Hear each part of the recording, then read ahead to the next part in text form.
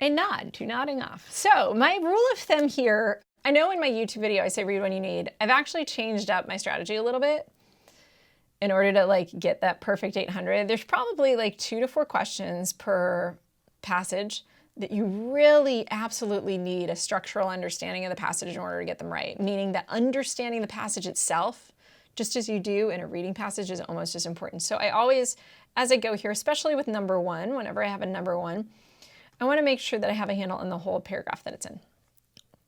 With 30% of the United States workers not getting enough sleep at night, according to the Wall Street Journal, U.S. companies blah due to the drop in employee productivity resulting from sleep deprivation.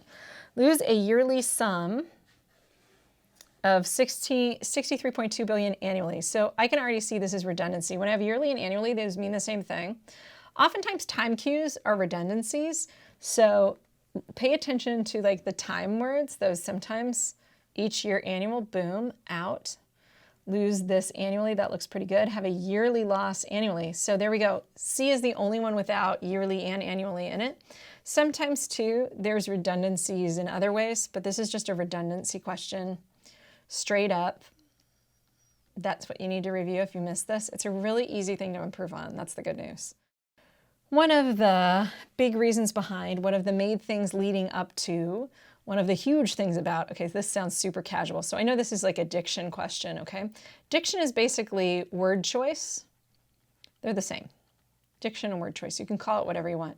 Some tutors are going to call it diction. Some tutors are going to call it word choice. Primary causes of workers' lack of sleep is the work itself. This sounds the most normal. This sounds big reasons, right? It sounds a little 4th grade. Main things. I hate the word things, man. It sounds like you're in 3rd grade. So all this is about is sounding professional, but not too fancy, okay? And primary causes of is not too fancy. That's like respectable, professional, but not too fancy. So I like that. D is working for me. Okay, big reasons behind. It's okay, but it's a little too flashy and it's a little, you know, huge things about. Also, I'm looking for a variation on theme. I'm looking for 3 that are alike, that are all way too casual, and 1 that sticks out. That's usually how it is, not always. Again, I want it to sound professional. I want it to sound chill. I don't want it to be too fancy. Sometimes there's one answer choice that's too fancy, but this is just like a game of Goldilocks. You want it to be just right. You want it to be professional, elevated, but not over the top. That's how diction works on this test. Okay, number 3, the hours the average American spends. So the average American, so this is the hours that the average American spends. Who's spending the hours? The American is spending the hours. So he spends, he have spent, he are spent. Do you see this is subject-verb agreement? It's all about subject-verb agreement. It's the American. Now I know some of you say, oh, it's the word in front. I have to ignore all the words in between. Not here. Because here's what's going on. This is an omittable that. This is actually a that clause. Now that clauses are like, nerve bending because the that is invisible and the hours actually goes here with have increased. You see how that's the subject and verb together? And so this is a clause. This is a separate clause. American is the subject of spend. So whenever you're trying to isolate your subject and verb, also pay attention to the meaning. Just think about it for a second. Don't just automatically assume it's not the word that's next to it. You have to think about it, figure out what your subject is, figure out what your verb is, and then match them up, okay? Number 4, although employees who sleep on the job are often considered lazy and unproductive, napping in the workplace has been shown to improve workers' efficiency and quality of life. Okay. That's not pretty good. Oh wait, it's down here. As long as companies, so this is where I get confused. This is sentence number 4. There's going to be a sentence ordering question soon, but I thought that was question number 4. See, even I fall for that sometimes. As long as companies continue to demand long hours from workers and managers should champion napping. So as long as companies continue to demand long hours from workers, I think it should just be managers should champion napping as a means. As long as, so this is like a conjunction. As long as companies continue to demand long hours from workers, do you see how that dangles? How I can't just put a period here? So B is out because a semicolon is like starting a new sentence. Managers should champion napping. Now this is subject verb, right? That's good. And we have as a means to blah, blah, blah, blah, blah. So D is going to be correct. This one has this weird comma right there. Managers, we never want to put a comma between our subject and our verb, as I like to say, unless there's a really good reason to do it or they're in pairs. So should champions are verb, managers is the subject of that. I don't want to put a comma between those two. That's awkward. And therefore, our answer is D.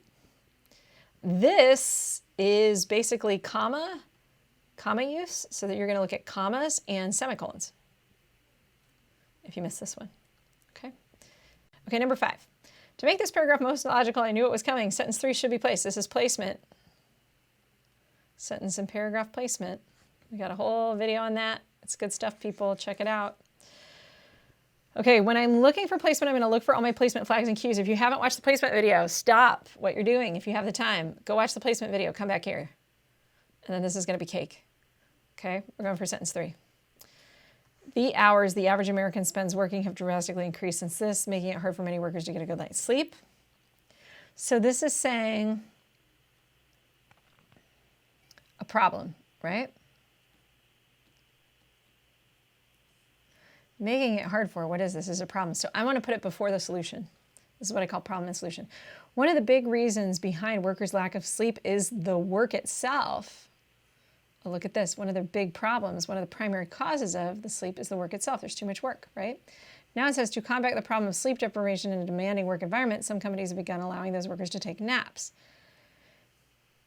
And this is sleep on the job. That's about sleeping on the job, or often considered napping in the workplace has been shown to. This needs to go next to this. Do you see how like ideas have to go together? So this is kind of the end of our video on placement. Naps go with naps, right? Working goes with working. You see how those like ideas have to go together? So this needs to go up here, right where the 2 is, after sentence 1. Really important. Do you see how this says before sentence 1 and this one says after sentence 1? It needs to come after sentence 1. The other mistake that people make sometimes is they see the number 2 and they think it's at the 2, but there's no 2 here, luckily. But sometimes students get this wrong because they think, oh, at the number 2 is where I place it. But that's before sentence 2, after, right? So you've got to be careful. What's the preposition there? Make sure you pick the right one. I've had people get this wrong, kind of like careless error, because you put B. Hopefully that wasn't you. But like ideas go together. Naps should go next to naps. Work should go next to work. So this is part of the problem. So I have problem, and then I have solution. And that's a very typical sort of trajectory for a paragraph on the SAT. We go problem, solution, right? To combat the problem of. There's the problem, right? So I call this a problem. We put the problem here. So we have the problem. And if you were flagging your placement cues, this is a big ambiguous noun, right?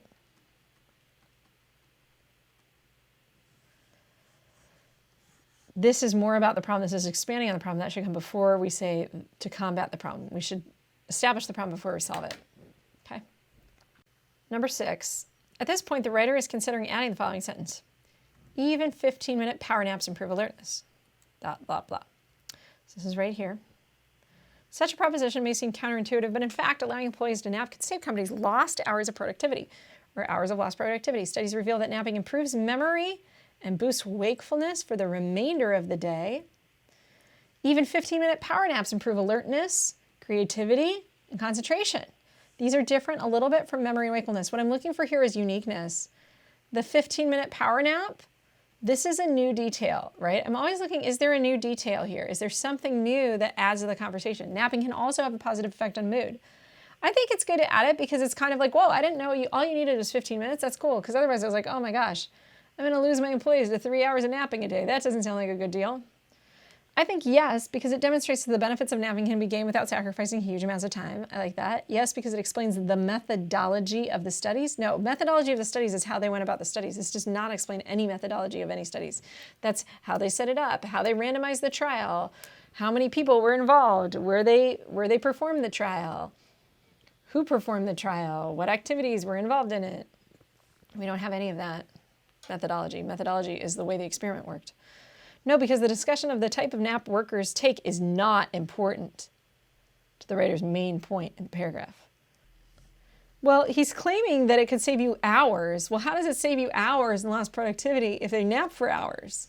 You get what I'm saying? That doesn't make a lot of sense. So it actually supports the point. It's not important. It doesn't contradict anything, okay? So there we go, A. And this is keep, delete, or add. If you want to know what kind of question this is, keep, delete, or add. Okay. 7, which choice provides a supporting example that reinforces the main point of the sentence? So if I have these, the first thing I want to figure out is what's the main point of the sentence. It says employee naps might also lead to reduced healthcare costs for companies since, okay, so this is my main point, reducing healthcare costs, since regular napping leads to long-term health benefits. Why is it going to reduce my healthcare costs? And improves average weekly attendance. I don't see how that reduces health costs. That has nothing to do with health costs. Including a lower risk of cardiovascular problems, that's health costs potentially, which are essential in an era of rising health costs. That just tells me that we live in an era of rising health costs. It doesn't tell me that it reduces them. What does it do to reduce the healthcare costs, right? How is it going to lead to lower costs if we live in an era of rising? This does not help me understand that. It has to do with it kind of, but it doesn't reinforce my main point that it's really helping reduce these costs. In addition to making employees more efficient, efficiency has nothing to do with healthcare costs. So it's all about the stem first and foremost. If I have this, then okay. If I have fewer heart attacks, then that's going to lower long-term health benefits. This is going to tell me what specific long-term health benefits is going to help support and reinforce that. Okay? Good? Cool. Again, we want to stay on topic. We're going to hug to that sentence first. Napping at work has already won corporate advocates in the worlds of technology, finance, and news media, and some businesses are beginning to set aside special nap rooms. A few companies, such as Google, have even invested in high-tech nap pods that block out light, play soothing music, and so we have block out light, play, blah, blah, blah, and I need active verb. Do you see that? Here's my breaking point. Parallelism. This and is a trigger for parallelism. That means each element here in a row has to be of the same form or closest form that we can get. Verb blah, and verb blah. Gently waking, but this is ing. Ing doesn't match play or block. Gently wake, that matches. To wake is called an infinitive phrase. An infinitive phrase doesn't match block and play. Now some people, some of you guys, may have chosen D because you saw this soothing and you saw this ing. If you did, you're lazy, maybe, or you're not being careful enough. You got to be really careful here and look at each thing, what it actually says. It says block out light. Do you see this is verb and then object, sort of, play, verb, and then object, soothing music with a descriptor. This is just like an adjective form here. And give off waking sounds, you know, that could work. But this isn't being used as an adjective. This is gently waking. This is being used as a verbal, as something, an action. That does not work here as a participle. Gently wake nappers. That's our verb. And the gently just adds an adverb in there. We can add like modifiers in, but we have to have the core elements the same, right? We have to have the verb forms the same, or we have to have like the core element the same. And our core element here is our verb. If you need more help on this, this is parallel structure in form, or parallelism.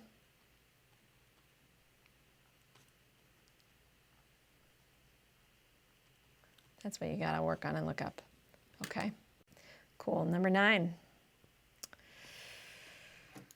Ryan Hodson of Kodiak Capital Group and Ariana Huffington of the Huffington Post Media Group have promoted napping throughout their workers. That's awkward. How do you promote something throughout their workers? Among their workers. Between is between two things. Among is more than two. So that's the difference between and among. So if you chose between, that would work if there were two. But there's more than 2 workers. They have promoted it into. Do you promote something into? That's awkward. So this is idiomatic word choice, idiomatic preposition choice. You promote something among people. You don't promote it throughout workers. You can promote it throughout an area, throughout a region, but among people, it makes more sense. So promote it among the people. That's going to be sort of given these words the most idiomatic choice. Idiom is just something you have to memorize. If you speak English as a second language, these are going to be harder for you, and that's just kind of the way it goes. If you do speak English as a foreign language, you might look up phrasal verbs. There are some books that you can get like on Amazon that will help you with those, or idioms. You can look at our video and stuff on idioms. But this is idiomatic preposition. Idioms. and this is prepositions. Idiom. Okay. All right, number 10.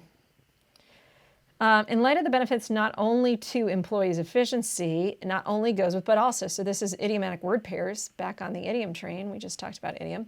So this is idiomatic word pair.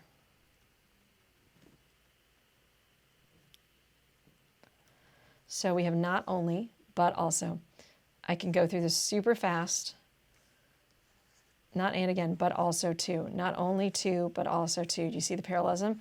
Not only goes with but also. They're buddies, they're friends, they're like a thing.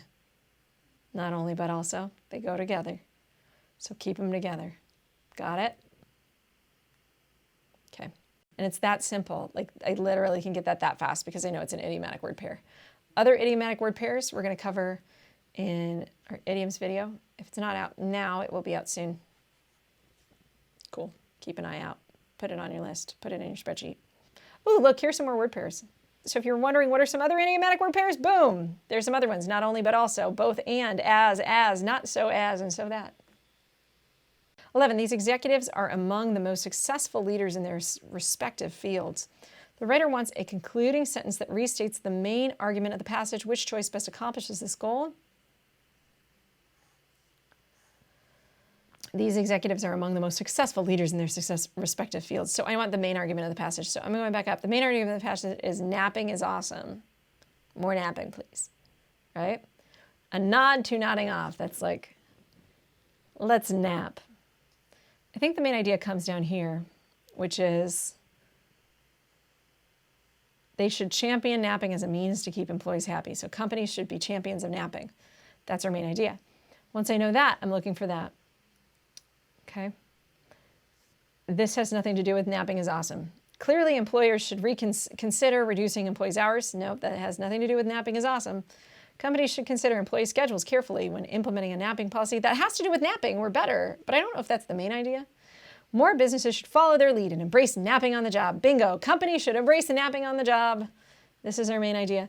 This is like too specific to be a main idea. It has to do with napping, but that's not enough. It has to be big idea and vibe because this is the closing of our whole passage. We gotta have a good closing statement. It's like, yay, naps. And D is it. So here we go. Vanishing honeybees. We're gonna talk vanishing honeybees. So as we go through these questions, number 12, you can see here, I've got written here what it is. And I know what it is because I can look down and see what's the difference between my answer choices. And when I know what it is, I know how to approach it, right? I can look down my answer choices. I see colon, I see comma, I see semicolon. So I know this is basically a punctuation question. I see a dash. So what I'm going to do is I'm going to read the sentence and then I'm going to try to figure out sentence structure-wise what I need punctuation-wise, okay? An October 2006 study found that as much as 1/3 of global agriculture depends on animal pollination, including honeybee pollination. So I see this planted comma here, as I like to call it, including honeybee pollination. When I have an ing word in a phrase, one way we can use those ing phrases is as sort of an interrupting phrase to add more information to whatever's surrounding it. And when I do use that ing phrase in the middle of a sentence and it's sort of like an interrupter that's removable, I want to sandwich it between two commas or between double dashes. But here's the rule. If I use dashes, I have to use two. And if I use commas, I have to use two. Now, this planted comma, I call it a planted comma because it's planted here. You can't pull it out, right? It's stuck there. You can't do anything about it. This planted comma tells me that we need the two commas, a pair of commas, and not a pair of dashes. This would be fine if this were a dash, but it's not a dash. So I need it to be a comma. We could also use two parentheses. And we go over this in our commas, and we also have, I think, dashes, semicolons, and colons.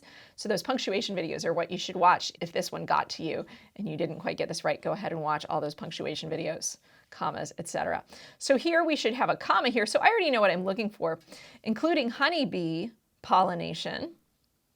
So to increase crop output. So pollination is on all these. I thought that was a little bit redundant because it says pollination right there, but I can't really get rid of it the way that it's phrased. So that's fine. And then we have this is to increase crop output, but here's the deal. I really don't need that because I can see structurally, if I just get rid of this entirely, A 2006 study found that as much as 1/3 of global agriculture depends on animal pollination to increase crop output. Do you see how what I do is when I have this comma sandwich, as I like to call it, I get rid of it and I read from front to back and I just make sure 100% that everything works. And that's just a good strategy, a good habit to get into. So I know that what I'm looking for is the comma. Everything else is wrong because I need a pair of commas to make this a removable piece, to make that what we call a non-essential phrase. It's a phrase because it's an ing participle. Is what we call this, a participle. We call this a participial phrase for those of you who want to be geeky and grammar-y. If you miss this again, punctuation, colon, comma, semicolon, those are the videos I want you to watch. I want you to do those worksheets, work on your punctuation stuff. This stuff is totally conquerable. You just got to work on it. And like I said, what we want here is this pair of commas around this ing phrase. That's how we want to sandwich out that participle phrase. And get rid of it because it's information that I could cut out, read the sentence through, and it works without it, so I want to sandwich it in those commas. And that's a general rule of thumb. Whenever you got a couple commas, if that's a sandwich, that phrase or that clause, you should be able to pull it out, read the front part, read the back part, and everything should work. Now, it's true, sometimes commas are motivated for different reasons, and then it's not actually a comma sandwich, so to speak. The commas are motivated for different reasons, and then you can't pull it out, but 90%, 95% of the time, you're going to be able to pull out what's between two commas. Okay, number 13. The importance of bees highlights the potentially disastrous effects. So the first thing I see here is that I've got this verb, and I see that this is subject-verb agreement. I just put SV agreement here for short. We cover that in our verbs, packet, video, and worksheets. So go check those out if you missed this half of the question.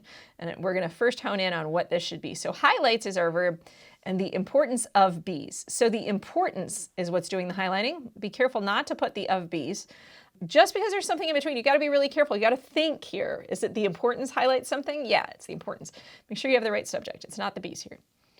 The importance, it highlights or it highlight? It's going to be highlights, right? Because this is singular. Do you see how a trick that I did for my ear is that I switched out importance with it? And that makes it a little faster for my brain to be able to see, oh, it highlights. Yep.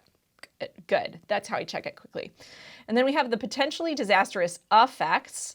And then I'm guessing this is going to be effects. So now the second half of this question is affect versus effect, which is actually idiom or diction.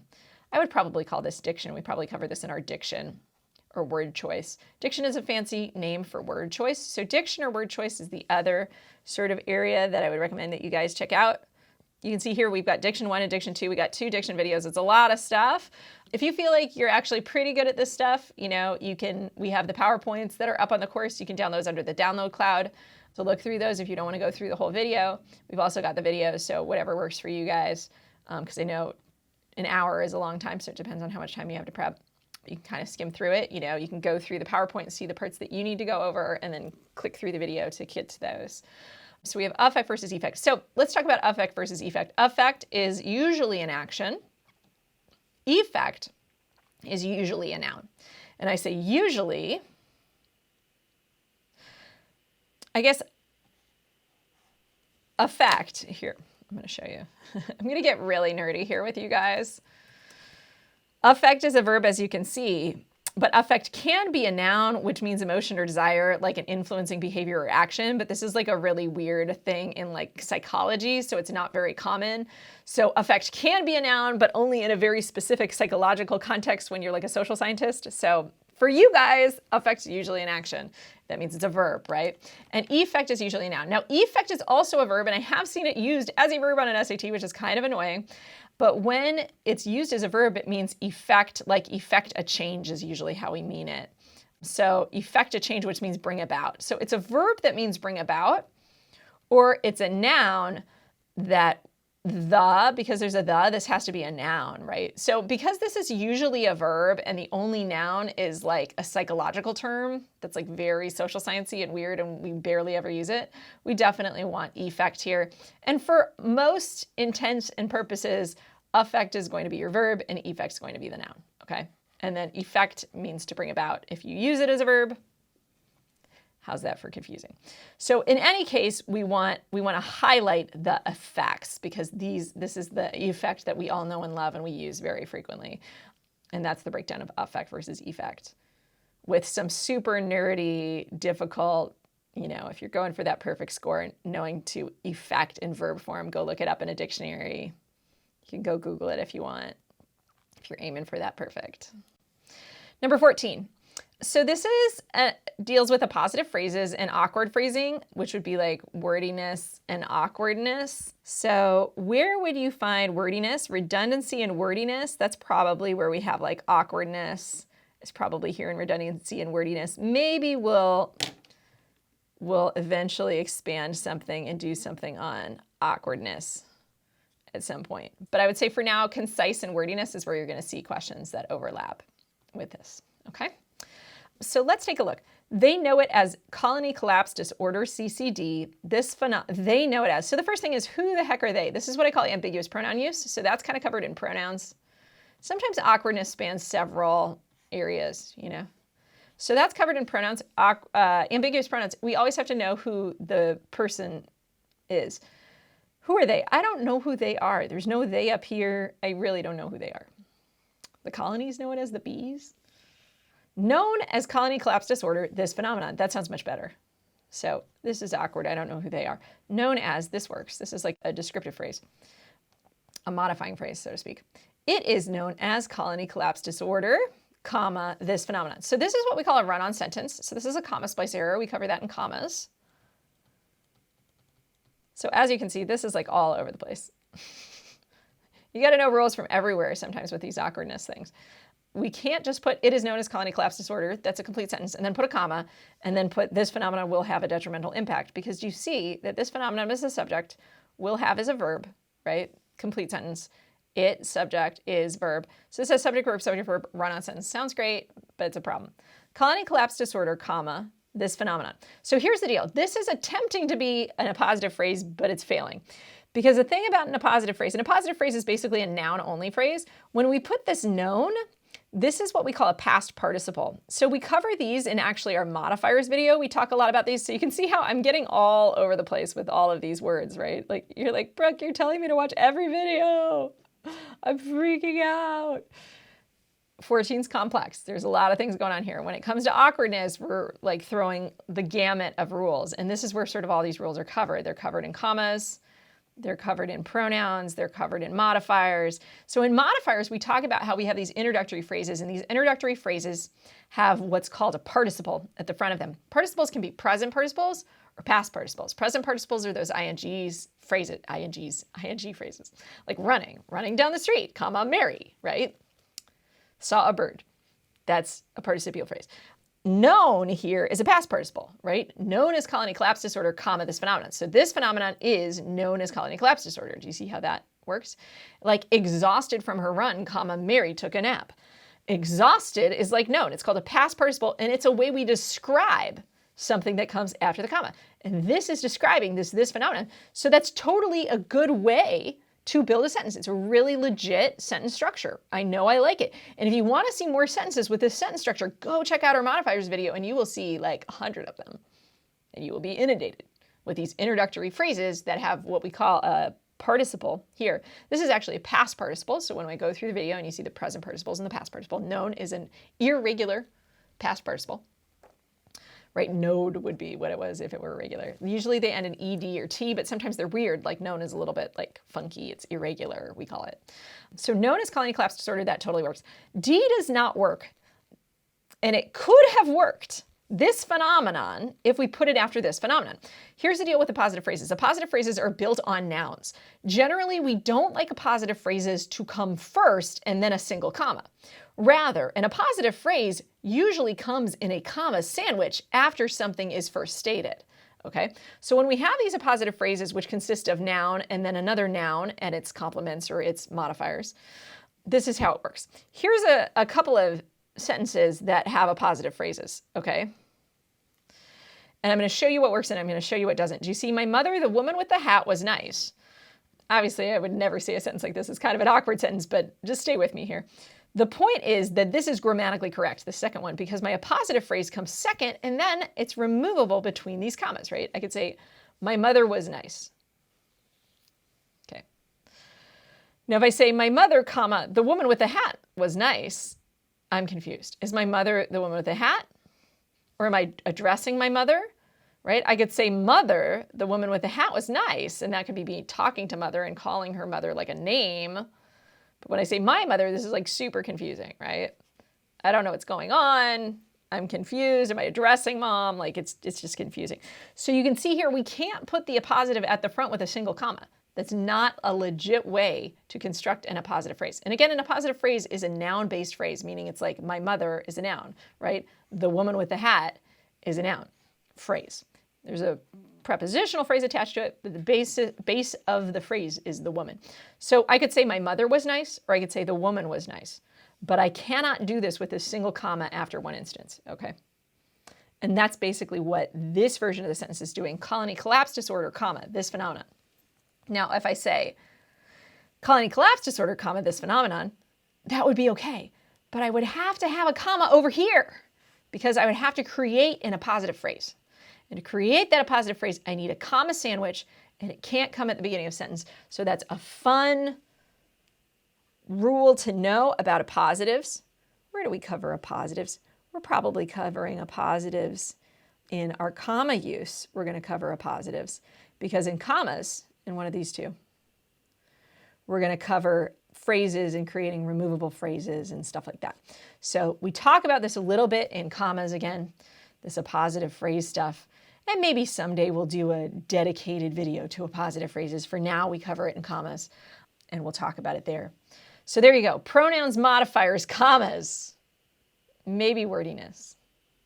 Though I don't think wordiness. I'm actually going to get rid of that one. Don't watch that one. These three are going to get you.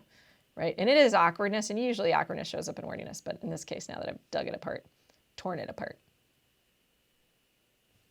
Go. Pronouns, modifiers, commas. Add them to your study list, people. There you go. Answer, B. No-ness, right? Our modifier phrase. Go watch that modifiers video. You're going to be like jamming with participial phrases. Okay. 15. Since the emergence of CCD around 2006, B mortality rates have blah, blah, blah, blah, blah. So which choice offers the most accurate interpretation of data in the chart? Now, when I have this, here's what's most important, people, that you interpret the chart data correctly. If it says nothing else, this is the first line of attack. This is the most important thing. Now, if that's not enough, then we have to see what makes sense in context. And sometimes the SAT is like that. Sometimes the SAT doesn't give you everything in the STEM. The ACT is awesome with its STEMs. Its STEMs are always 100% of what you need. On the SAT, sometimes it's 100%, and you always should start with it. But, you know, you got to be careful. So here, what I like to do with charts and graphs is always familiarize myself and make sure I know what it says and nothing more. The biggest mistake students make on charts and graphs is they assume too much.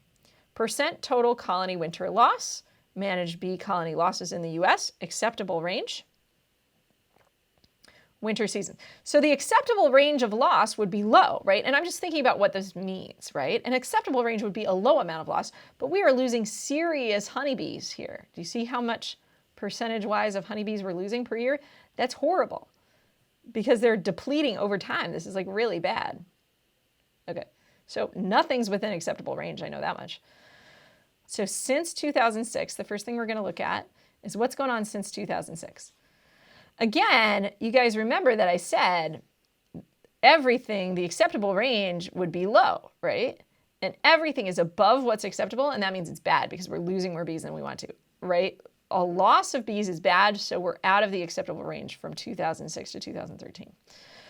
And I take a second, I digest that, and I make sure I understand it. So now when I get back here, the bee mortality rates have exceeded 25% of the population each winter.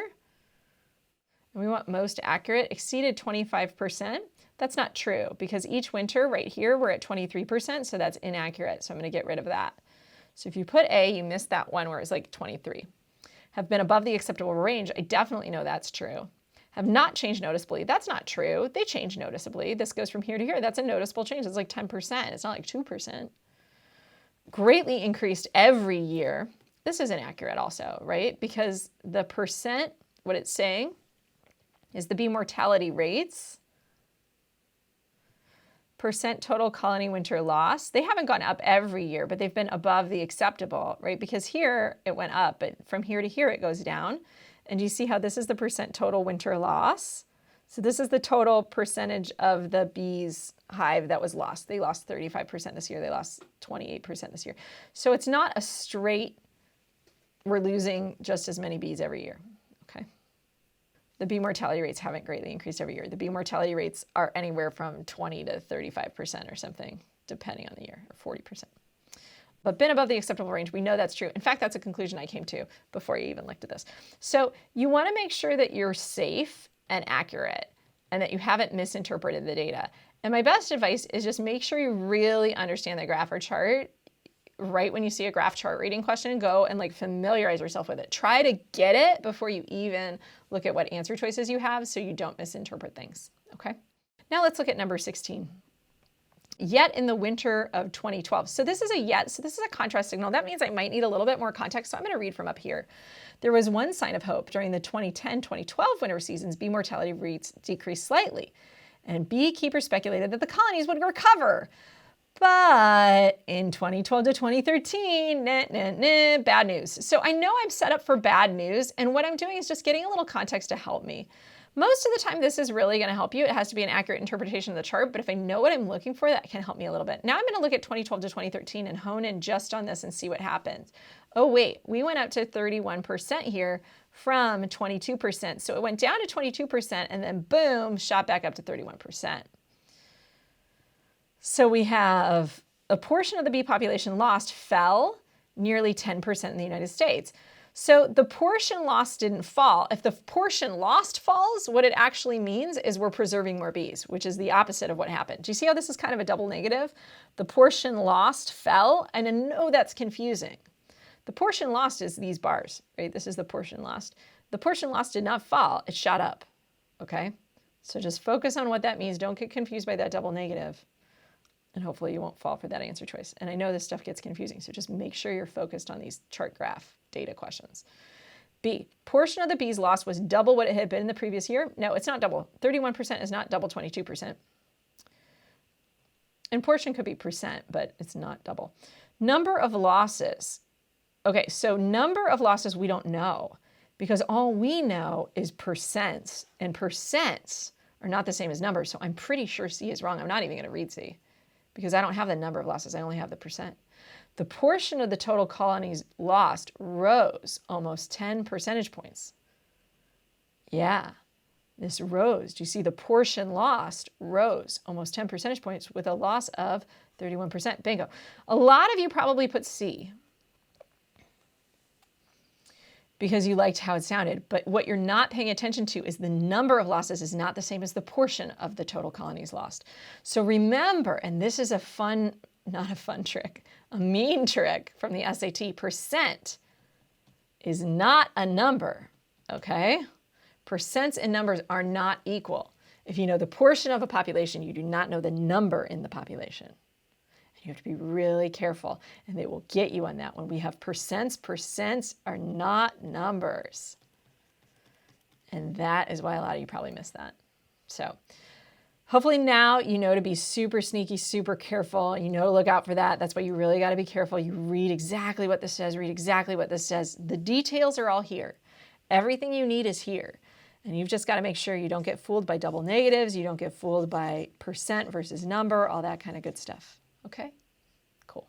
And that's just chart and graph reading. So we do have a chart and graph questions that's from the reading section that should be out soon.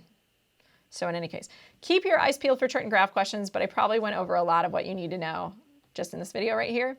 But keep your eyes peeled. We'll hopefully get one of those out eventually. But for now, what I just said is most of what you need to know. But we'll try to get some drills out for you guys soon. Number 17.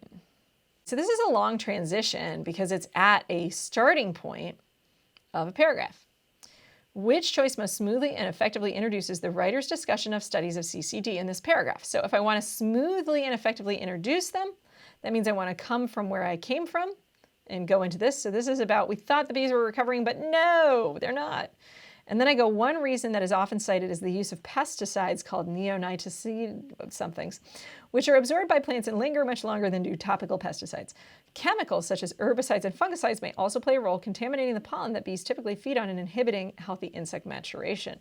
So what this all seems to be is reasons why are the bees dying?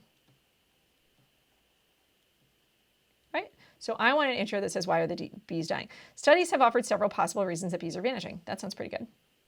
Bees are vanishing, and according to studies, there are several possible reasons for this trend. This is a little bit awkward.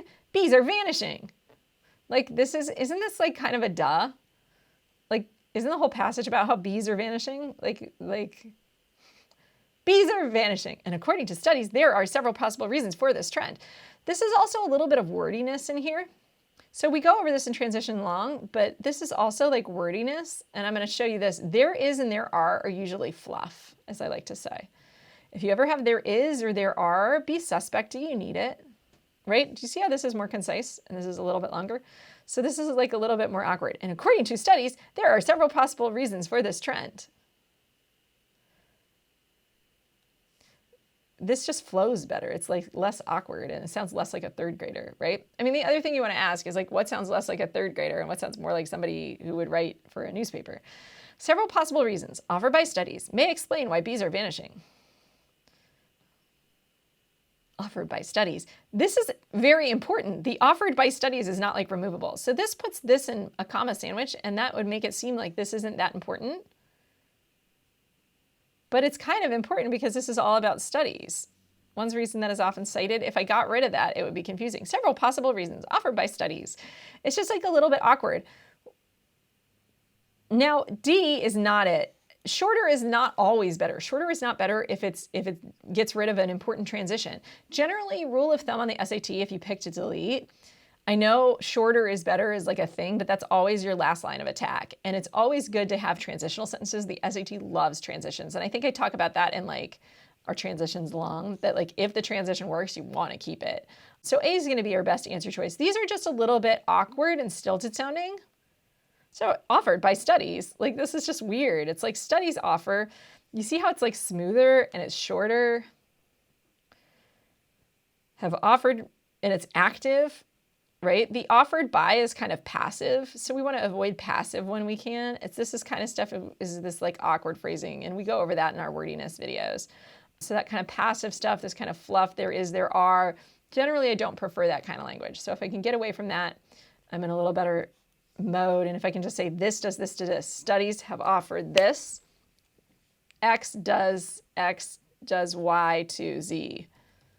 This is like a really strong sentence. If I could get like a simple, strong sentence like that, that's going to be preferable to like these kind of things where we have a little bit of passive language offered by. Anytime you have a by with a verb, dodgier. There is, there are, usually a little bit fluffy. If I can get away from those kind of phrasings, I'm going to be in better shape. Okay. And again, delete, we get rid of an important transition. We don't want to do that.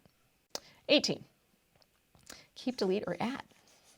Chemicals such as herbicides and fungicides may also play a role contaminating the pollen that bees typically feed on and inhibiting healthy insect maturation. At this point, the writer is considering adding the following sentence. Prolonged exposure to neoticid some whatevers has shown to increase bees' vulnerability to disease and parasitic mites. Yeah, because this develops this point. So this just tells me bees are vanishing. And they say the pesticides are playing into the vanishing. Well, if I understand that what role the pesticides play, that they increase vulnerability to disease and to parasitic mites, then I understand functionally why pesticides are bad. Otherwise, I look at that and I'm like, I don't know, why are pesticides killing the bees? They poison them? No, it's different than just poisoning. It's vulnerability to disease and parasitic mice, which is different. I didn't know that. I didn't know that it's actually like more insidious. It's not just like, oh, the pesticides kill the bees. It's not that simple. I like it because it provides support. Yeah, it does provide support for the claim that these are lingering. Well, it develops that point. I don't know if it supports the claim. Let's see this. Yes, because it introduces a new idea that will become important later in the passage. This is not a new idea because it's like an extension of this idea. No, because it would be better placed elsewhere in the passage. Oh, this really throws a loophole here. No, because it contradicts. It definitely doesn't contradict it. The impact of this loss, hives on fruits, vegetables, is not to be scoffed at. A reduction resorted to renting hives. Other farmers, la, la, la. Furthermore, there might be sociological. I don't see anywhere where this would be better to put. I think it's like a development of this. It provides support for the claim. The claim is that one reason cited is this. Why is that reason cited? Well, this is going to support that, right? New idea would have to be that becomes important later in the passage. So this is one where I'm going to come back to it because this later in the passage stuff and this elsewhere in the passage leave me lingering a little bit and I haven't known 100%. So I would come back here at the end, But I would find eventually that like the parasitic mites don't really come up here. It's hives, hand pollination, rising produce prices. They don't really talk about mites. So I don't really have that. And that seems like it's good and it's developing it. So I'm going to choose A. Cool. Generally, do we like development? Do we like more information? Yes, we like it if it's on topic and it helps us more deeply understand what's going on. That's good. Thumbs up to that kind of information on the SAT. And then I just have to really get into this and say, is this true? It's not really a new idea. It's an extension of the same idea. It's developing the same idea. 19. Given the role that honeybees play in agriculture, the impact of this loss on hives, on fruit, on vegetable seed, and nut crops is not to be scoffed at, is a pretty big deal. That sounds like a third grader going out. Can't be put on the back burner. That's like a weird idiomatic phrase. Cannot be ignored. Is not to be scoffed at. This is almost too fancy. What you want to do when it comes to diction and word choice, you want it to sound the most normal, okay? Normal does not mean fancy. Normal means professional enough, but not weirdly fancy. Is not to be scoffed at. Like, who would say that? That's kind of awkward and weird. Cannot be ignored. Straightforward. Boom in your face. Normal sounding. Okay? So if you picked A, it's too fancy. You don't need to be fancy, especially if we can do it in 3 words. Why do I need to do it in 6 words when I can do it in 3 words and it's straightforward and it makes sense? And these two just sound like a little like casual, right? So you want to get rid of the casual speak. And that's it, diction and word choice. We got lots of video on that, so go check it out. And we got an exercise too, I think. Number 20, commas and semicolons. Some farmers have resorted to renting hives from beekeepers to pollinate their crops. That was a complete sentence, by the way, guys. When there is a shortage of bees, this being an expensive proposition, that was not a complete sentence. So we cannot use a semicolon here, even though a semicolon goes beautifully after all this. When there is a shortage of bees, this should be this is. Being is not a regular verb. This being is really awkward. And when creates a dependent clause that then I would need this is an expensive proposition. Okay? This is an expensive proposition when there is a shortage of bees. Now that fixes the being issue, but guess what it creates? It creates a comma splice error. So if you picked B, here's probably what happened. You couldn't stand A and your ears were like, no. And then you read B and you said, oh my goodness, that sounds so amazing. And you put it and you didn't even consider C and D. So don't be that person. Don't fall for the comma splice because comma splices sound amazing. They're like symphonies to your ears, but not to your eyes. Crops. An expensive proposition when there is a shortage of bees. Boom! That sounds pretty good. So we can nounify concepts from earlier like this after a comma. This is legit. I know I talked earlier about how you can't have an appositive phrase at the beginning of a sentence and then a comma and then repeat the noun and then plow through. That doesn't work. But you can put an appositive at the end of a sentence where you nounify, as I like to say, a whole concept that came before it, and then put a dependent clause on the back end of it. That works. An expensive proposition, so this works totally fine. So now this one is not, the semicolon here doesn't work, and the semicolon doesn't work because when is a dependent clause. And then when there is a shortage of bees, this is a dependent clause, so it has to attach to an independent clause, okay? When is like what we call a relative pronoun. We cover these a little bit in pronouns. If you go and watch our pronouns video.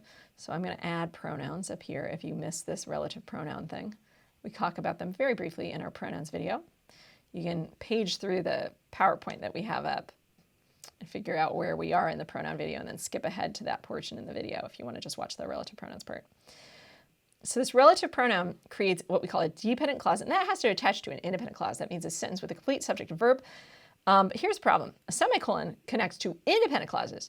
That means this piece isn't an independent clause. We have this sort of dangling subject, but it has no verb. And then we have a dependent clause. That's not a complete sentence. So we cannot use a semicolon here. And that we cover in semicolons. So that's out. And this is beautiful. This is lovely. This is how we use a comma in front of a phrase like that. Are we all good? Sweet. Commas, semicolons, pronouns. That's where you're going to find some help on this. 21. Other farmers have increased their, so this should be their, because there is a pronoun that refers to the farmers. So we need this one. This is they are. This is there, right? It's like over there. So this is just like homophones that are incorrect. This we cover in pronouns. This is also technically diction or word choice. So we might cover it a little bit in diction word choice. We might have a few more of these in there, but pronouns is where we really cover it. The there versus there. And then it's versus its. It's, this is possessive and it's singular, but farmers are not singular. So that's not going to work. We need there because farmers are plural and there is plural. 22. Questions with stems. So if you want one of these, this is questions with stems. I will also say that there's some overlap with conclusions when it comes to placement a little bit. Okay, so that addresses the future of efforts to combat CD. Whenever we have a stem, we want to focus on this first, right? The future of efforts to combat it. Which choice in the passage has the most appropriate concluding sentence? I want to address the future of efforts to combat. Okay, so as is, we have no change. A decrease in the use of certain pesticides, blah, blah, blah, blah, blah, as well as greater attention to nutrition, habitat, and genetic diversity of managed hives could begin a shift in a favorable direction. Okay. This could combat it if we decrease this. This is action, greater attention to the nutrition. These could be actions. I'm okay on this. Still, bee colonies have experienced such devastating losses that the consequences of the issues have been felt worldwide. I have nothing about combating CCD, and I have nothing about the future. Although CCD is a relatively new phenomenon, scientists have been studying other aspects for over a century. That's the past, not the future, people. Genetic variation in bee colonies generally improves bees' productivity, disease resistance, and ability to regulate body temperature. Well, this is about combating. This is how to combat, but do I have the future? Could begin a shift in a favorable direction. This is future, people. I don't see any future here. This is just improves present. Do you see how this is the present tense? And this has could begin a shift. This has an action toward the future. So I'm going to pick, because I'm leaning on my stem, questions with stems. We go through this idea, lean on that stem. A. All right. And now we're done. It's that simple. The other thing that I'll say is if you look here, some common sense measures may be taken. This actually develops this as well. So you can also look at the context and that can help you too. And these are the common sense measures. So this also flows best with what's already in the passage. So that's my other advice. If you're still not getting it, or like you're like, but I really like this one, then look at the context more, and I think you'll see that it flows. Just read more. If you're ever stuck and you've got a question with a stem, chances are if you read some more, if you get some more context, if you look at the framework, if you look at the main ideas, it will click. Cool? Sweet. Lunar farming. All right, folks. So here, right here, I can see the differences between my answer choices. Tell me what topic is this, guys? Your turn. Pop quiz. Punctuation, right? Commas, dashes, and semicolons. Punctuation, people. So go check out that video or two. There's probably several videos there. Punctuation, people. That's what you got to work on if you missed 23. Late last autumn, Giuseppe Ferrua stood, comma, on the hillside he farms, overlooking Italy's Serchio River Valley. Okay, that's weird.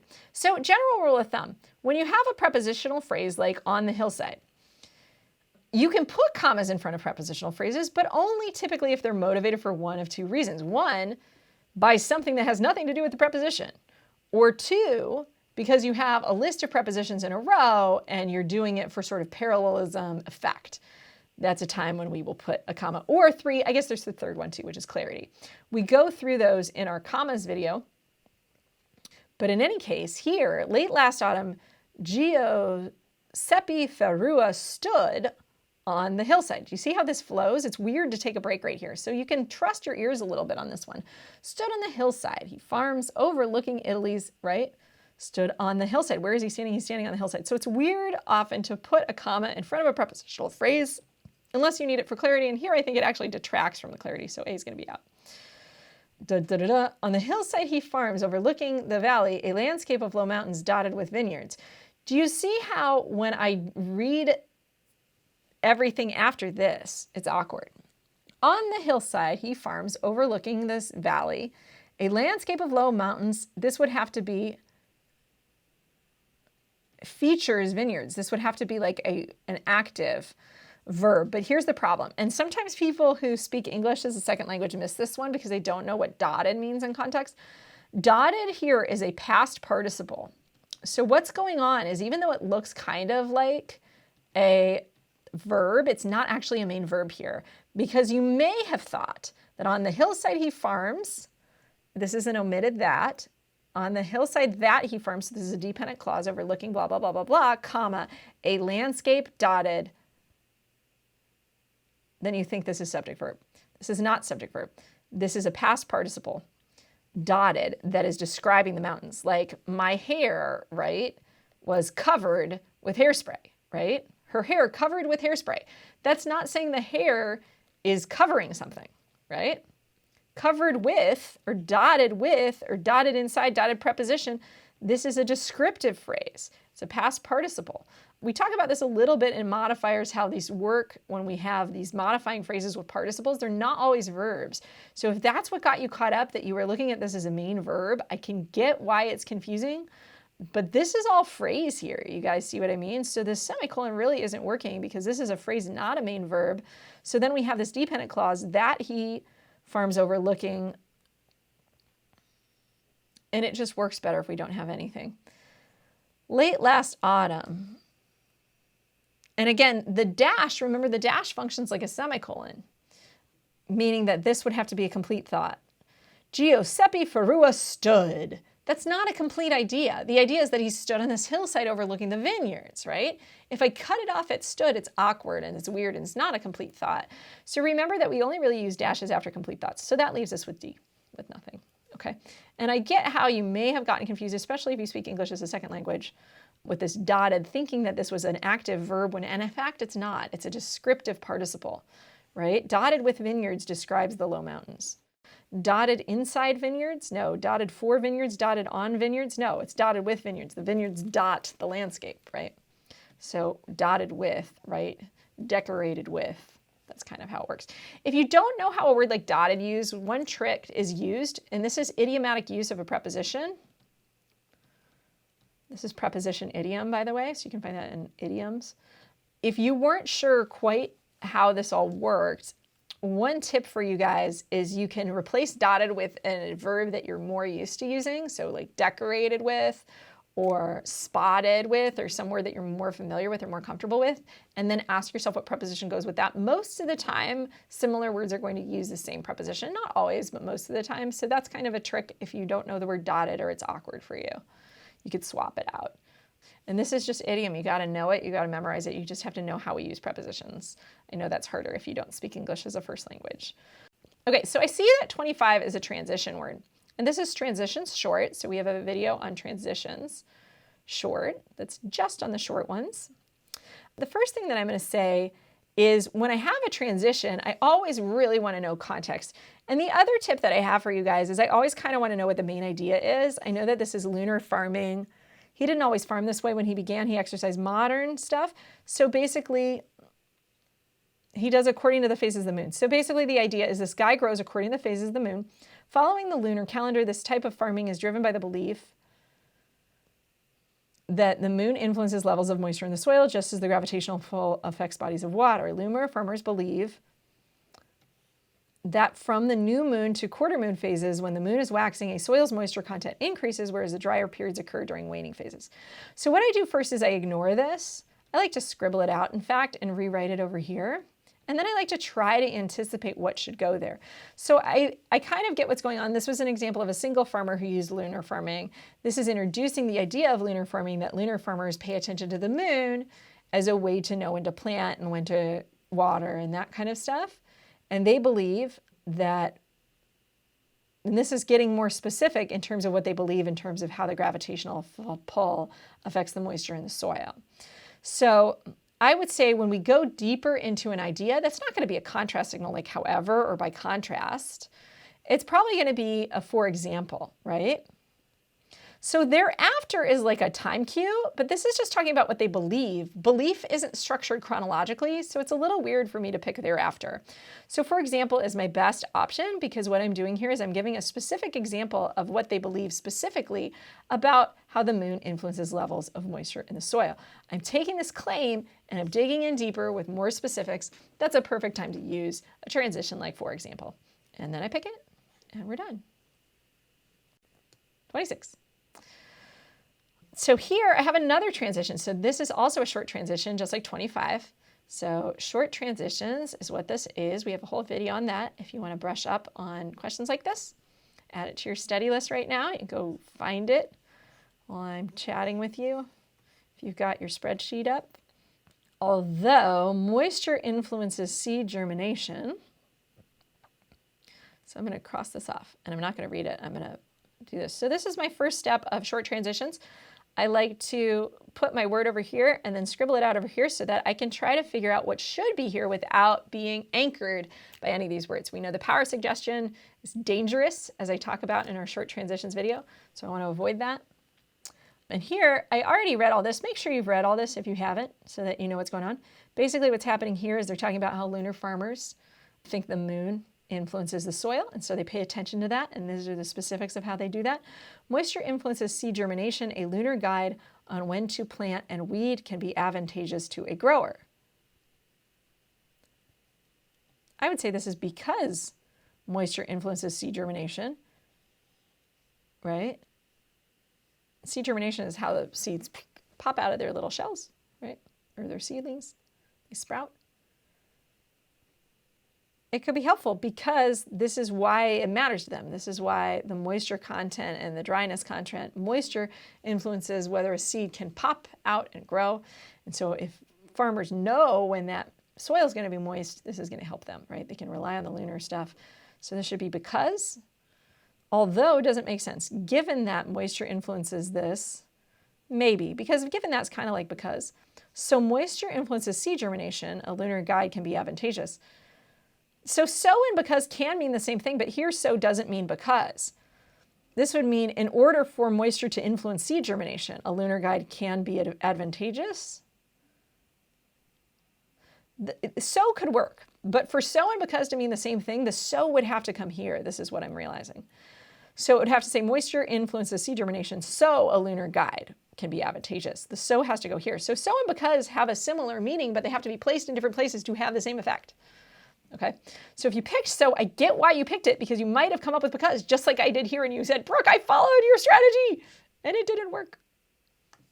Well, it does work, but you have to be careful and know that the word is placed in the right place. So is like because, but it's in the wrong place. Delete it. If I delete it, I have a run-on, so that's no good.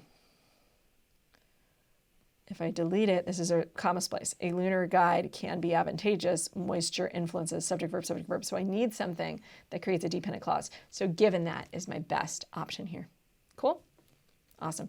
And if you're not familiar with given that, look it up in a dictionary, familiarize yourself with it. It means given that, right? If you have this condition, if, it's like if, or since.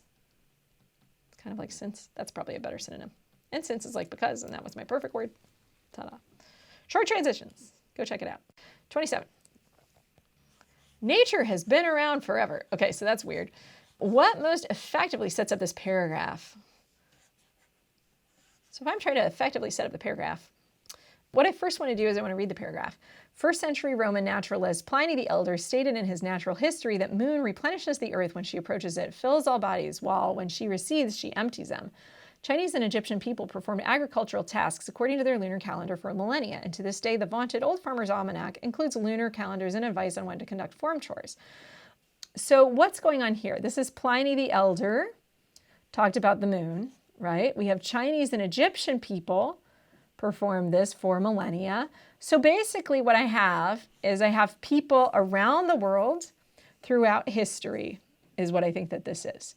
Right? The Almanac's editor, Janice Stillman, says that information is of value to her readers who practice these traditional methods and claim great success. So basically the idea is that these are traditions that are old or throughout history and around, and they're sort of global, maybe. So I have nature has been around forever. That's weird.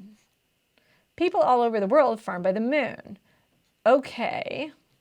Farming by the moon is not new. Okay, and now I have a decision to make. I thought it was kind of global because we had Roman and we had Chinese and Egyptian people, but both of these are really old, right? And people all over the world farm by the moon is present tense. I think this would need to be have farmed, and literally that much can be my deciding factor. Is not new. And this says, our readers who practice these traditional methods, tradition is the idea of old, right? So I have this idea, talk of the moon's influence is far reaching. That means the impact is far reaching. That means lots of people are using it today, maybe. So again, this seems to be more present tense, and this seems to be probably our best. And it doesn't say around the world, all over the world. I mean, maybe a little bit. But this is performed, this is all past tense according to for millennia, and to this day, the old vaunted Farmer's Almanac includes this. So to this day,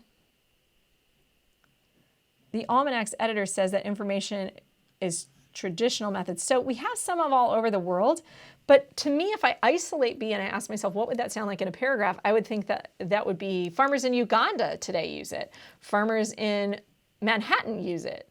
In their apartments as they farm on their rooftops, right? That's what I would imagine B would sound like. So when I isolate these, I think C is a little bit stronger. And because I have this idea of tradition, that it's like traditional, I like that.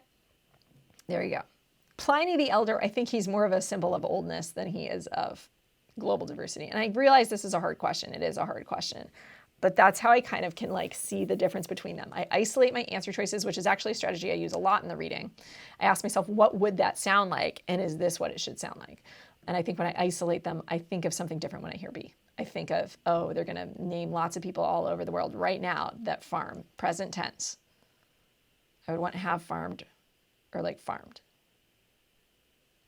I would want this. So very subtle difference, but without that tense, I'm going to pick C. And this, by the way, is questions with stems, if you're wondering. And specifically, intros and conclusions. Okay, questions with stems, intros and conclusions. Number 28, which choice provides the most specific information on the type of advice a lunar calendar offers? So questions with stems, people. Questions with stems, QWS. Go check it out if you need more help on these. Focus on these. Where are your keywords up here? The most specific information on the type of advice. So I need specifics on the type of advice the lunar calendar should have. We have when to conduct farm chores. And is this what a lunar calendar offers? When to conduct farm chores? Actions relevant to farming. This is more vague than that. When is more specific than actions. So B is going to lose to A. Points in time at which to undertake certain tasks. This is vague. What are certain tasks? This is vague, right? Farm chores tells me what the task is. This tells me nothing, right? So this tells me the when, but then this is vague, right? Here, this tells me the farming, but not the when. So do you see how A is more specific because of each of those elements? Optimal times to plant, weed, prune, and harvest. Whoa. When to conduct farm chores is like, when do I like take out the hay bales? But this tells me, and this is also the type of advice that a lunar calendar actually offers, right? So this is more specific. Do you see how here I have one specific farm chores? Here I have 1, 2, 3, 4 specifics. Plant, weed, prune, harvest. This is specific. I know exactly how to do the details of the farm chores. Do you see how farm chores is more general? And these are a breakdown of farm chores. So that's how I know that this is the best, because it's the most specific. It's also what a lunar calendar offers, right? It tells you how to plant, when to plant, exactly, when to harvest, when to prune, all that kind of stuff, okay? All right, number 29. So it might look like this is just possessives, but we also have to make sure, do we even need a possessive? The Almanac's editor, so this is the editor of the Almanac, so the editor belongs to the Almanac. It's a single almanac, I believe, and I know that by looking at the sentence before. So I know it should be singular. So how do we make a singular plural? Well, we go over this in apostrophes. I believe that we have on the top of the apostrophes handout, there should be a breakdown of how apostrophes work. in possessives, or there should be one on possessives. I guess we call it possession or possessives. Possession sounds like a horror movie. All right, one almanac, it has an editor. So we want the apostrophe between the C and the S, because almanaxes, no, almanacs, there it is. Almanacs, this would be many almanacs, but she's only the editor of one almanac. And then we need a possessive because the editor belongs to the almanac, right? It's the editor of the almanac. If you can flip it around and say the editor of, that means that we would want a possessive. If you can insert an of, if you change the word order. Typically, that's like a quick way you can check. Again, in possessives, we should have some downloadable chart of when to use what if possessives confuse you. And the first thing you have to figure out is it singular or plural? And then the other thing you need to verify is it possessive? Those are the two questions to ask yourself, okay? Is it possessive? Is it singular or plural? Ta-da. There you go. Cool. Not so bad. Okay, lunar farming number 30. More on lunar farming. Lunar farming has its skeptics. We're not sure of the method's efficacy. So I'm pretty sure that's what a skeptic is. A skeptic is somebody who doubts something. And wouldn't that be what a skeptic of lunar farming would be? So this is a little bit stating the obvious, who have yet to be convinced. And as soon as I see that A and B, those who doubt the method, right? Who are not sure of the method's efficacy, isn't that the same? These are all the same. And I know some of you probably put A because you were like, well, A was a little bit more specific. And yes, it's a little bit more specific, but these are similar enough that I really want to pick the one that doesn't fit. And I asked myself, do I actually lose anything if I put that? I don't lose anything. That's the question you have to ask. Do you lose anything? Do you lose any information? Do you lose any impact of the information that follows? I don't think you do. If you lose nothing, get rid of it. Skeptics by nature are people who doubt stuff. If you're a doubter of lunar farming, you're like, I don't know if that's a good idea. I don't know if that works. That's what it means. Okay. 31. Current mainstream agriculture does not factor the moon into blank practices. There is people. Agriculture is singular. So we need the singular possessive form, which is its. Remember, this one is it is. So if you were like celebrating like, ooh, I knew it wasn't there. And then you picked this, oops. This is it is. I like to think of this little apostrophe as like a little I. We go over this in pronouns. It's versus it, they versus their. Current mainstream agriculture does not factor the moon into those practices. Well, what practices? If I look up here, it says recalling advice he received on the best lunar time to plant potatoes. An English farmer says his first reaction was hoopla. That means nonsense. I don't know whose practices are those practices. Practices aren't named up here. So those is unclear, and that's why those can't be correct. I would have to know what it refers to, and I can't figure out what it refers to. I don't see any practices in the sentence before the sentence before that. That would be what it refers to. So it's its, which is singular possessive because agriculture is singular. Ta-da. There you go. So this is conclusions. This is questions with stems. I want to know where to find more of these. Okay, 32. The writer wants to conclude the paragraph effectively while also reinforcing the point that skepticism towards lunar farming still exists. So this is important. We got a couple things to do here.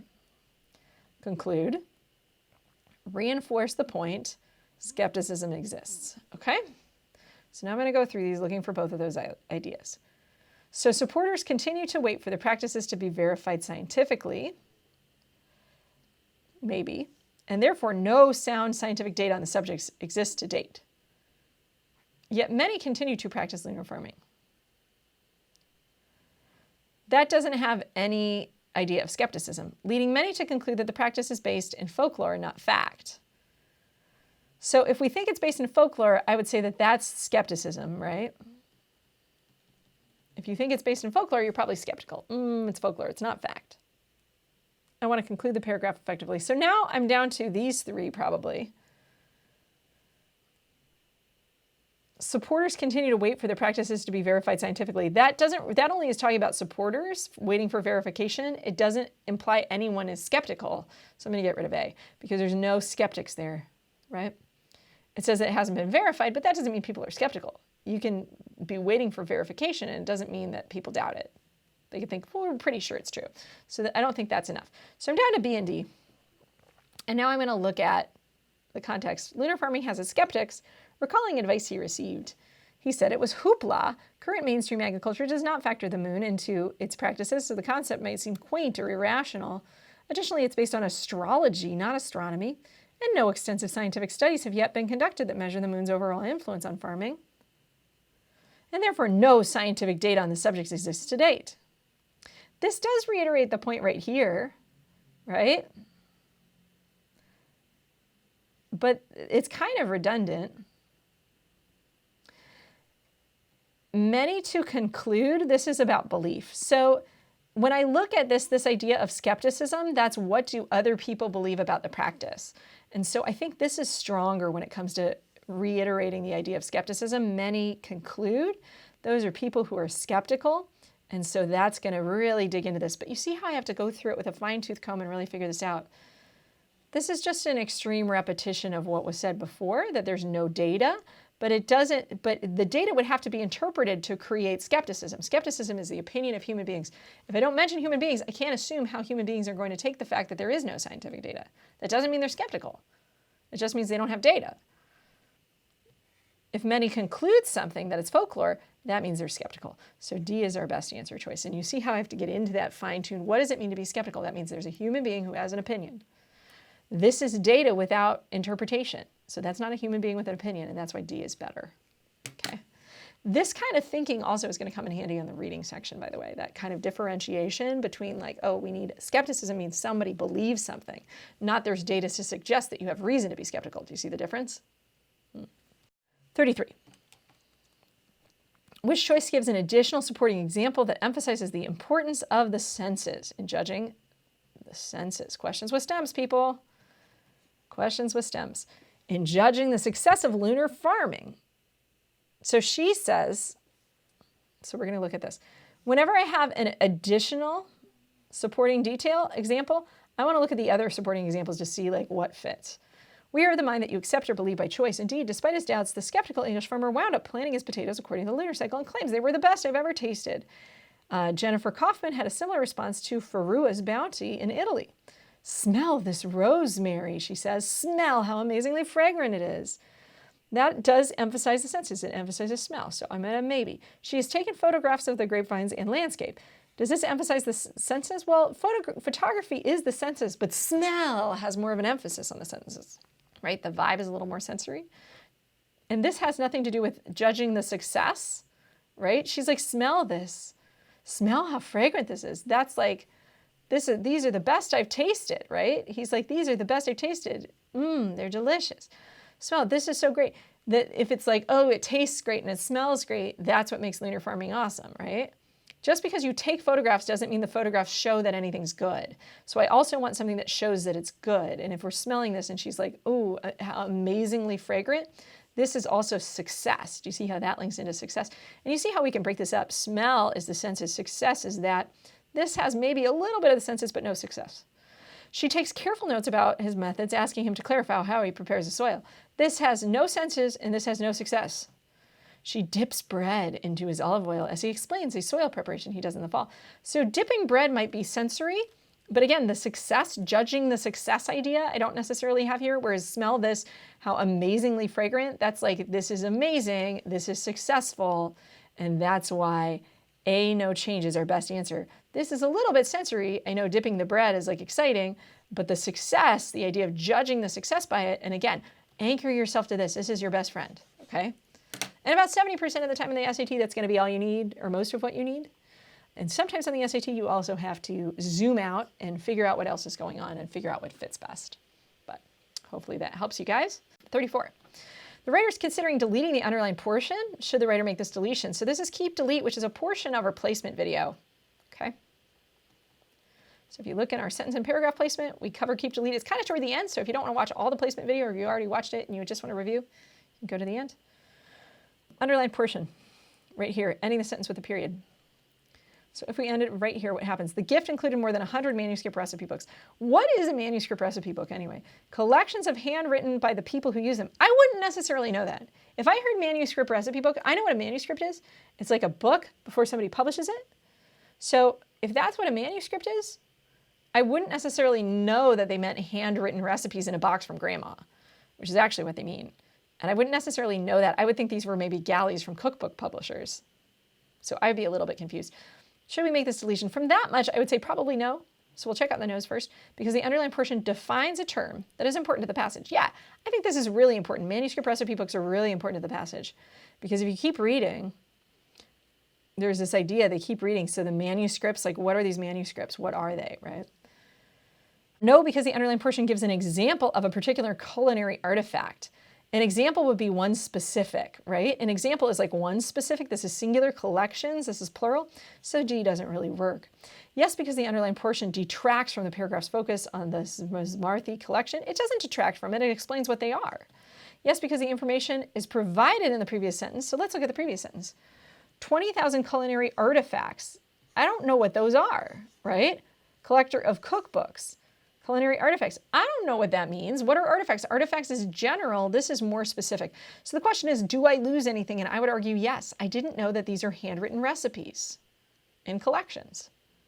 I didn't know that that's what she meant by artifacts. It's not the exact same thing. So I know some of you picked that, but I've got to ask myself at that level of detail, did I lose something? And I may have lost something. Is there any potential confusion if I take it out? If so, we need it. Don't get rid of stuff if it clarifies. If it makes things easier to know what they are, if it adds even a little bit of detail, it's probably keepable, okay? Do I lose anything? That's the question. I do lose something here, so I'm going to put C, okay? 35. Blank the astonishing size, so I'm going to put the because of up here whenever I have these. These are like short transitions.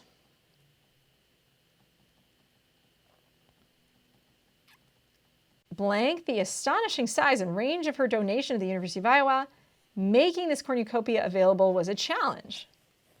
So it's a challenge to make something available if it's got a big size, I would guess, right? Because something's really big, it's hard to make that available. If it was just like one recipe book, okay, we'll put it on display in a glass case. So in contrast to, in addition to the astonishing size, making it available was a challenge. That isn't quite parallel. It's kind of weird. In contrast to, there's not really a contrast to, regardless of the astonishing size. But the astonishing size doesn't make it easier to show people, I don't think. Let's keep reading. Working in conjunction with this, written in rural Iowa, written in the countryside, librarians were happy to show the collection to people who were able to visit the library. And then it says they were too delicate to be checked out. Okay, so yeah, so if you've got thousands of these things and you can't check them out, then nobody's going to look at them, right? So that would make sense that it's hard to give away. And again, you can keep reading. This all started to change when we did this. If you look at this, they're having trouble. They wanted to transcribe them on home computers to like get them all online. So this is because it's really big. It would be a lot easier to get them all up for people if there were only 10 recipes. They could just type them up or scan them in, boom, done, right? So it's because of, and again, if you're not sure, read more. Read more context if you get stuck or you're not 100% sure, or if that wasn't enough for you. That was probably enough for me, but if it wasn't enough for you, keep reading to try to figure out what is the effect of the size and range on the process that we're about to discuss. 36. Of his donation to the University of Iowa. So we have donation of so many culinary artifacts. Massive donation of cookbooks or donation. We could just say donation. Because what do I lose? I don't lose anything. Because I know culinary artifacts. Are you ready for some redundancy? Culinary artifacts, culinary artifacts. I know this is what the donation was. Cookbooks. I know they were cookbooks. Cookbooks. And then we have recipe, collection, cookbooks, right? Manuscripts. That's what they are. We have A has donation to the University of Iowa. It says University of Iowa right here. So I gain nothing by any of those longer ones. If the longer pieces don't tell me any new information, if they don't add anything to the discussion, shorter is better, okay? Up here we added something. Down here we're not adding anything. So this is redundancy and wordiness. Let's put wordiness, redundancy. That's the video to go check out, the worksheet to go check out if you missed this and you want to do more. 37. Librarians were happy to show the collection to people who were able to visit the library. Short transitions, people. Scribble, rewrite. That's how we do this, okay? When I have short transitions, I scribble it out and I rewrite it here. I'll explain the logic, the psychology behind that in our short transitions video, if you want to hear it. The manuscripts, too delicate to be checked out by library patrons, remain largely unexplored. So they were happy to show them to people when you visit the library, but you can't check it out. So nobody's looking at them. But I need contrast. Because this is, we're happy to show them, but largely unexplored, right? These are contrasting ideas. I'm very happy. Here, look at them. Oh, wait, but you can't check it out. You see the contrast there? So it's but. And it's easy to see that contrast if you scribble it out. You write this over here. A lot of people might pick A because it's what you first read. So make sure you don't anchor yourself there. Make sure you scribble it out, anticipate what should be there, and then put the right answer. This all started to change. So first of all, I can see right now, question number 38 is a pronouns question, and I see that by looking down and seeing that all the choices are different pronouns, right? Generally, ones can be really dodgy to use. One means like a person's. So if you get confused, try to plug in a person's and see how that works. This all started to change when we had this project. The project enlists volunteers to transcribe the recipes working from home computers. I actually don't even need anything. But the volunteers are plural, so I would say there is probably our best bet. His or her, if you picked it, this is singular, and volunteers is plural, so that doesn't work. No change is our home computers. But that would mean the authors invited everybody over to their house, which I don't feel like the authors even really have a present here. Now, you might say one's home computer. Oh, that sounds very third person-y and like great, right? Maybe, but one is singular, right? A person's doesn't match volunteers. Volunteers is plural, so there is the only plural one, so that's going to be correct. This is just pronoun agreement. You just got to figure out what does that match to.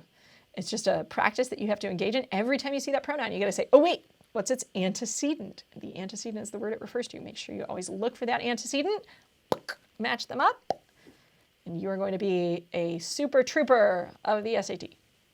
39. Volunteer transcribers need no particular expertise. Prosaic directives are provided on the DIY history website. So prosaic is kind of like a dig, by the way. Prosaic means like dull or boring. That's kind of mean.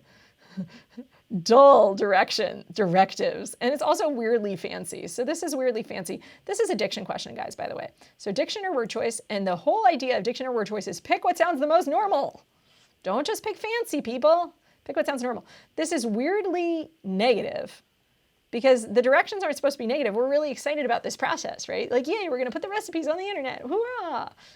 It's just positive. We don't want a really negative word like prosaic. And I know some of you don't know the word prosaic. Well, take heart. It's so weirdly fancy that it's probably wrong anyway. So if there's words that you don't know and there's something that works and it's simple, like simple directions, bare bones, how-tos. So this is like a little bit folksy sounding. Facile protocols, way too fancy sounding. So this is all about fancy, right? This is way too fancy. There's nothing bad about facile protocols except that it's so weird that like it makes it hard for me to read. You want your reader's job to be easy. You want it to be easy to read these passages. If normal sounding works, do not pick fancy stuff. I know you guys think, oh my gosh, it's the SAT. It's gonna have really hard words in it. I'm gonna have to know how to use all those really hard words and it's gonna be so hard, right? No. The new test, that's the old test. The new test is all about what sounds normal. So pick the thing that sounds normal and it works and you know what it means, you're probably gonna be fine. Okay. Now, if it sounds normal, but it doesn't quite work meaning-wise, then yeah, maybe there's a word that you don't know that's a little bit fancy that you need to know. In any case, simple directions. Keep it simple, people. Make it normal. Number 40. The ingredients. One recipe requires something called ringen root, and measurements, a ditto of baking soda, blah, can be puzzling. So this is a transition word. So in order to get this right, and this is short transitions, we have a video on that. We probably have a worksheet too. Go check it out if you need more help on this. Scribble, rewrite, can be puzzling. Okay, so is there something else that's puzzling? After a page is transcribed, it is digitized and becomes part of searchable, blah, blah, blah. Volunteers transcribers need no particular expertise. Simple directions are provided. Transcribing is easy. So this part is easy, but this part is puzzling. So there's a contrast here, right? However, and I only can get this by the context, guys. You cannot just read one sentence and expect to know what the answer should be. So please do not approach short transition sentences in that way. If you have no idea when you scribble stuff out what it should be, you need to do a little bit more research, read up a little bit, figure out what's being contrasted, look at your context a little bit more, read more, okay? One of the biggest things that I see, if you want your score to rise from a 700 to an 800, the number one thing that you need to do is read more. Okay? If you want your score to rise from whatever it is to a 700, the first line of attack is probably figuring out what subject-verb agreement, pronoun agreement, all that kind of basic stuff is. Okay? But if you want this rise, read more, get more context in, and you're going to do better. Okay? So clearly we need that contrast between easy, puzzling, right? That's easy. Transcribing is easy. Knowing what in the world a ditto of baking soda means, that's harder. Okay. 41. The goal is to digitize all the manuscripts, making them available to anyone with blank, a computer, and the internet. So this is anyone with access to, right? So access of is the wrong preposition. This is idiomatic. This is word choice and idiom, okay? The word choice is access versus excess, okay? But it's also a little bit of idiomatic usage. Sometimes idiom and word choice overlap. Word choice is also called diction. I think we call it diction on our course. So you're looking for diction, looking for idiom. We say access to, not access of. That's just how we say it. When we want to access something, we say we have access to something, and so that's correct. Excess means too much. So this is a different word. It has a different definition, and we don't want excess, like overabundance. That's not what we're trying to say here. We're not trying to say overabundance. We're saying that you have the ability to use a computer, not that you have too much computer. Excess is too much. So this is the wrong definition. And access to. And excess does go with of, but access goes with to. There you go. Fun times with idiom and preposition use and diction. So you can work on those chapters, so to speak, or packets, whatever you want to call them. You can work on those videos if you need more follow-up. 42, had worked. Okay, so I look down the row here and I see that this is verbs. We're going to cover this in our verbs video and our verbs worksheets. And I don't know if it's subject-verb agreement or if it's tense yet, but we're going to find out. Some recipes don't fare well in the 21st century. One club member calls her 1800s gingerbread a molasses-laden brick, while others, so this is contrast, right? Some don't fare well, while others are delicious, right? Taste just fine, work just fine. So I want parallelism. Some recipes don't fare well. Fare well is present tense, right? While others had worked, that's past perfect. I don't want had worked because I'm here in the present. So some and others creates a parallelism link. When I have a parallelism link like this, I want to make sure that my verb tenses are parallel. So this is my clue for what to put here as a verb tense. While others work just fine. Worked, could have worked. This is like hypothetical. So I want present because fare well, right? Otherwise it would have been fared well. Haven't fared well, right? That's what it would be if we were trying to do worked. Or could have worked or something. Or didn't fare well. It would be different, right? They didn't fare well. It would be instead of don't fare well is present tense. So we need work, which is present tense. We need those to match. While others work just fine. In another instance, a competition. And it's just about this. Yes, there's past tense over here. Yes, there's past tense up here. You always want, though, that parallelism cue is so important. It's more important than the surrounding sentences. So if you looked at the surrounding sentences, you need to always check your parallelism cues first. That's the number one line of attack. After that, and then you can look at the surrounding sentences. But here we really need to focus on that parallelism in its present tense. 43. Here we go. Almond cheesecake, summer mince pie, and Marlboro pie. Oh, that sounds delicious. Okay, so this is all about comma use. So this is commas, people. Commas. So we have three categories: almond cheesecake, summer mince pie, and Marlboro pie. So we need to make sure that it's clear that there's three. I like this Oxford comma if I can get it. This sounds great. And you see the three? Three is important. Almond cheesecake, almond, comma, cheesecake summer, comma, mince, comma. This would make 4 items. And it says right here, 3. So this cannot be right. Almond cheesecake summer. I don't know what almond cheesecake summer is because cheesecake is the noun and we don't put an adjective after the noun. So that's weird. It should be summer mince pie, right? Summer pie, summer mince. This must be a type of mince. I don't know. But summer is like an adjective, so we want to put it before the word, not after the word. So she's a little awkward. Almond, cheesecake, summer, mince. Now this could be it, except this makes 1, 2, 3, 4, and then we have one left, Marlboro pie. That would make 5 pies, right? And it says 3 pies. So again, if you guys are getting stuff wrong, you need to read more. You need to read more of the context to figure out what we're expecting in this list. And if you got it down to sort of A, C, or D, then go back and read more. If you don't get it, if you're not 100%, raise the bar. Do not guess. Stop guessing. Don't guess. figure it out, push farther, read more. And that's how you're going to get it right. Again, the rise from a 700 to an 800, if you're that far yet. If you're not that far, I get it, fine. But the rise to a 700 to 800 is read more. It's context, context, context. That's how you get those extra points. It's stuff that you can't get if you just look at the sentence alone, especially that 750 to 800. That's the ticket, okay? Assuming that your reading's in good shape. Okay, number 44. Number 44 is a placement question, sentence and paragraph placement. We plan to add the following sentence. We're going to add it in, but where should we put it is the question. So that's placement. Where should it be placed? Placement. The judges reported that the entries were delicious. So in our placement video, I go through some things that I call flags. One of the big flags is ambiguous pronouns. The word the is always a trigger on a noun. The means we've already introduced the judges. So I've got to have a situation where we have judges. I have to know who these judges are and why the heck we're dealing with judges.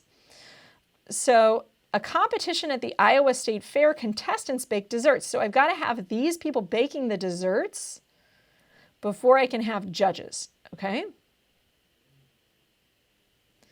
If I'm going to put this somewhere, it's got to be after a place where the judges make sense. And I would say that's right after the contest, right? The judges reported the entries were delicious because the entries, there's another the. When you have the, you're dealing with a topic that we've had to have introduced or had to have given context for already. And the entries, they baked desserts. Those are the entries, right? So, and the judges are the people who are judging the competition. A competition begets judges. So we at least, even if they're not mentioned already, we have to have a context in which they make sense. So my thes are my triggers here. So I would say right there, can I get it there? After sentence 4, there it is, boom. I'm going to look up at the other options just to be safe. After sentence 1, the library is working hard to publicize the project and encourage the public to try the recipes. But this is just the public. If I say this, the judges and the entries, what are we talking about? Why are there judges and why are there entries? There's no contest yet. It has formed a club dedicated to cooking manuscript recipes. So this is just a club. It's not a contest. That doesn't make sense either. Why do we have judges? We don't have judges because of clubs. We don't have judges because we're encouraging the public to cook. Some don't fare well. Others work just fine. And then here we have a contest. That begets judges, that begets entries. And that's how we do it, the thes. So those placement clues are going to help you. I have lots more placement clues that you can check out in our placement video. You can do that now because we're done with this section of the test. I'll see you guys next video. Until then.